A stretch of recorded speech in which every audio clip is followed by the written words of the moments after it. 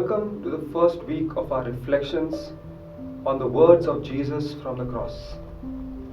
We are reflecting on these words so as to help us live this Lent in a better and more meaningful way.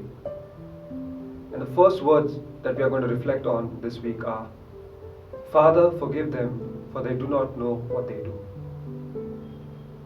When we hear these words from Jesus, we might think that forgiveness is something that God must do. That's God's job. We are poor sinners. It is God who must forgive us.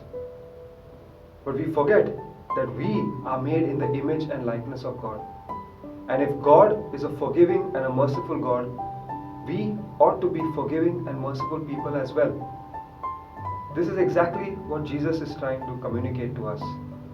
He says in one place, forgive and you will be forgiven. One day, as Jesus was preaching about forgiveness, after he was finished, Peter came up to him and asked, Lord, if a brother sins against me once, twice, 7 times, how many times must I forgive him? And Jesus said, not just 7 times, but 70 times 7. The mathematics of Jesus may confuse us. What is Jesus saying? If a person sins against me 7 times, shouldn't I forgive him 7 times? If at all I forgive him or her? But what Jesus is trying to hint at is not so much the maths equation. If somebody sins against you, you forgive them. That's 1, 2, 3 and it goes on. When he's saying we must forgive people 70 times 7, he is reminding us of how abundant is God's mercy towards us. God is not a taskmaster, not a policeman who keeps track. He's not issuing us challans every time we transgress, every time we sin and break the law. He is ever ready to forgive us. He is our loving Father. And the Bible is full of references to God's steadfast love, to God's mercy. We find it again and again in the Psalms. This is what Jesus is inviting us as he prays this from the cross. Father, forgive them, for they do not know what they do. As you all know, Lent is based on 3 pillars. We have fasting, we have prayer, and we have almsgiving. So we will use these same pillars to understand, to interpret, and to implement these words of Jesus that we have reflected on today in our own lives. So let us take the first one, fasting. In what way do Jesus' words speak to us and help us to fast better? During this week, I will invite all of you as a family to fast from sin. Now, not just sin, but to fast from anger. Let's look at one sin at a time. Now, anger is a very natural emotion and a very difficult one to combat against. But let us do it with the help of an exercise. So I'll invite all of you, perhaps for your family, if you can take a sheet of paper and on one side of the sheet stick a picture of Jesus.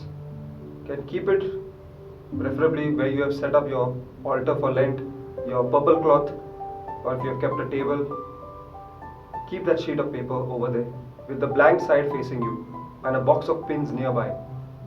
And every time you give in to your anger and you use that anger or you express it in an unhealthy way, where you say things that are hurtful towards others, or you may do something to somebody else, you may harm them in a physical or verbal way, every time you get angry and have an outburst of anger, I want you to take a pin and pierce it through that piece of paper.